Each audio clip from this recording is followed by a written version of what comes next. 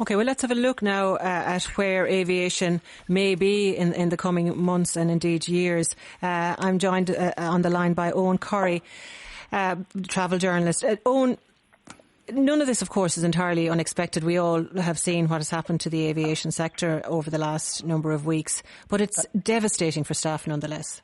Good afternoon, Katie. Yes, like airline after airline has been calling for aid. Very interestingly, we had a series of airline failures in the run-up to the outbreak. Nothing since then. And one of the reasons is that they've all been toddling into national governments the length and breadth of Europe. There are various types of state aid, including the income support that both Aer Lingus and Ryanair are implementing, and more dramatic stuff like the renationalisation of Alitalia. The announcement today by Aer Lingus was not unexpected. The 3,000 jobs for Ryanair is actually would be, when you consider Ryanair has 10 times the number of passengers at Aer Lingus, the 3,000 versus the 900, shows that they're prepared to probably burn a bit more cash and see this out. But the only surprise of Ryanair's announcement this morning was really the scale of the collapse. They would have expected 42.5 million passengers in that crucial 3 months. It's the second most busiest quarter of the year for them, from April until June. They're going to get 150,000. Their aircraft are flying empty. They're really keeping aircraft in the sky just to keep the pilots and the aircraft certified. And unless something improves, we are looking at something very, very dramatic, collapse across European aviation. And just talk about Ryanair for a minute, Eoghan. What would their financial position be? Would they have cash on hand to deal with this? We're very fortunate in Ireland, Katie, that both our airlines are very strong. IAG own Aer Lingus. They're not going to run out of cash.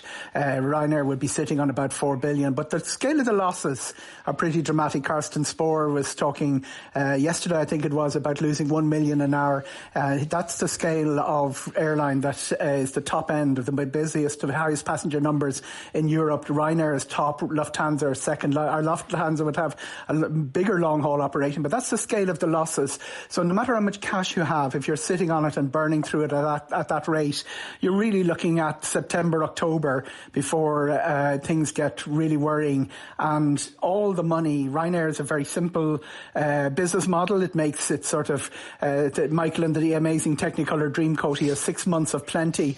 They start in April, and then he generally can lose money in winter and sit back and enjoy and watch what happens with his competitors.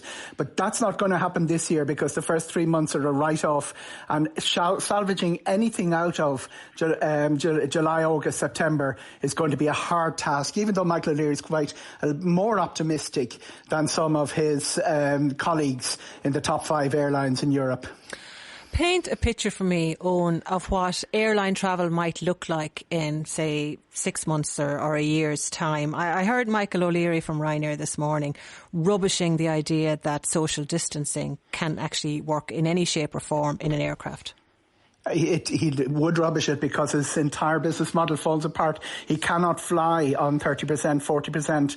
He's getting ready for 50% loss making around July, August. But if we are to start building up the confidence of the travelling public again, they're the one area that the area of impact is really going to be airports. That's where contamination is rife. That's where we have that circus with the security trays. It's been commented on long before the outbreak of coronavirus, and getting people on the aircraft a little bit like when you get them on the tube or in public transport of any type. The screening has got to be done, and the measures like the sanitising are going to have to be done. There are all sorts of worldwide movements about screens, keeping the middle seat empty. Where Canada has introduced compulsory masks for passengers. Their medical opinion is divided on masks, as everybody listening to the programme will know. The World Health Organization is quite sceptical of how useful they are. But what we will probably see is the impact on cleaning up or cutting the infection opportunities, the real heavy end of that coming in at airports rather than on the aircraft themselves. As getting people back in aircraft, will they do it because of price? That's what the lever Ryanair have used in the past after 9/11, after the global financial recession. We're going to see the mother of all seat sales, not just Ryanair, but everyone competing with them to get people back in aircraft September, October, provided we're open then to places like the Canary Islands, which look promising, and we unlock here in Ireland. But what happens in winter is probably when we'll see airlines failing again, because the state aid will start running out, and there's no guarantee that the politicians and the medical people will be confident enough to let us fly in the sort of numbers that will save the summer season, inbound and outbound tourism, all those jobs depending on it, even by September or October. Everything must change, indeed. Eoghan Corry and Neil